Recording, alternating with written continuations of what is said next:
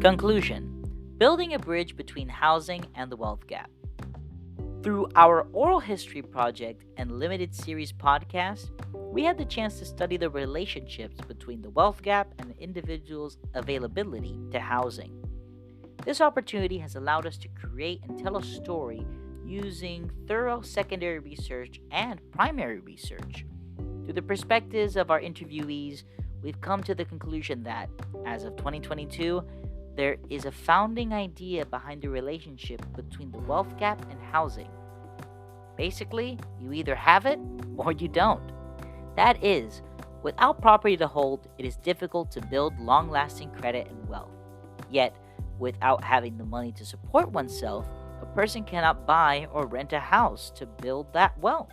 The stories our interviewees shared with us gave us a personal glimpse into how this foundational idea affects South Florida residents in real time.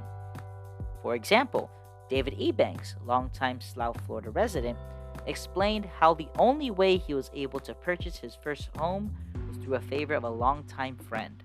Similarly, Fred Christian, longtime South Florida resident and community activist, shared his experience of facing some kind of obstacle at every stage of the housing process and explained how this is the sad truth for the disabled community.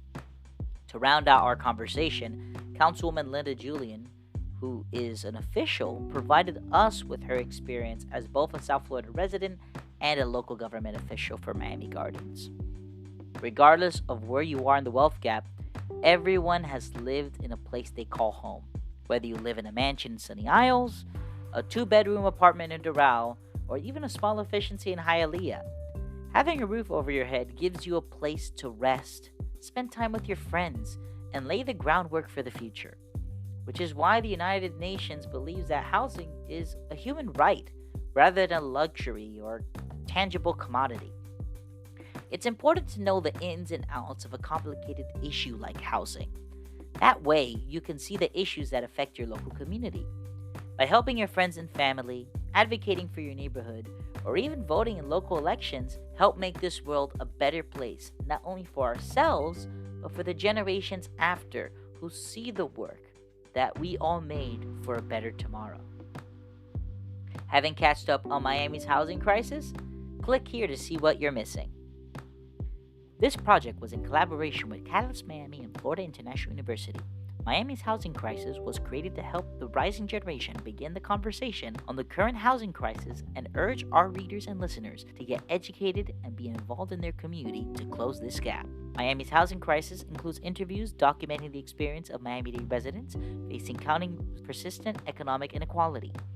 Participants include community advocates, members of Catalyst Miami programs, and local public officials. The narrators describe the interconnection between the wealth gap and the issue of housing, business ownership, and the digital divide.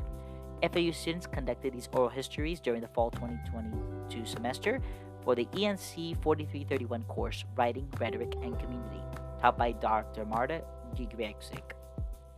The project is focused on an oral history as a research method to explore the concepts of narrative, authorship, voice, and justice. This project was completed with the support from Catalyst Miami and FIU's Digital Collection Center and the Digital Scholar Studio.